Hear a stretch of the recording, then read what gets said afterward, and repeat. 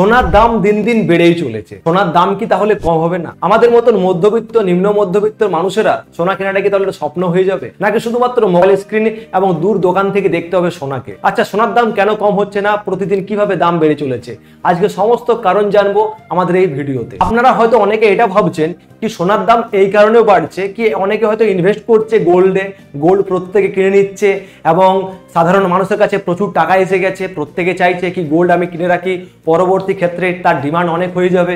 কিন্তু বলে রাখি এটা সম্পূর্ণ ভুল। হ্যাঁ, এটা ঠিক কি সোনা হচ্ছে এক অমূল্য সম্পদ যা দিন দিন দামের বেড়েই চলেছে, কিন্তু এইটা নয় কি আমাদের ভারতের লোকাল মার্কেটে দাম বেড়েছে বলে এটা নয়। রাশিয়া এবং ইউক্রেন যুদ্ধ হয়ে যাওয়ার পর আমেরিকা কি করেছে, রাশিয়ার ডলার সম্পদকে পুরোপুরি ফ্রিজ করে দিয়েছে।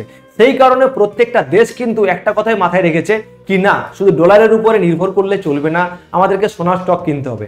তার মানে হচ্ছে শুধু আমি আপনি সোনা কিনছি না, এখন প্রত্যেকটা সেন্ট্রাল ব্যাংক কিন্তু সোনা কিনছে নিজের দেশের সম্পদকে বাড়ানোর জন্য। বলা যায় না কখন কি রকম পরিস্থিতি আসে আমাদের দেশের উপরে, সেই কারণে সোনার দাম কিন্তু দিন দিন বেড়েই চলেছে। এটাই হচ্ছে কারণ। এরপর আপনি কমেন্ট বক্সে অবশ্যই কমেন্ট করে জানান কি মনে হচ্ছে, সোনার দাম কমবে নাকি আরো বেড়ে চলবে।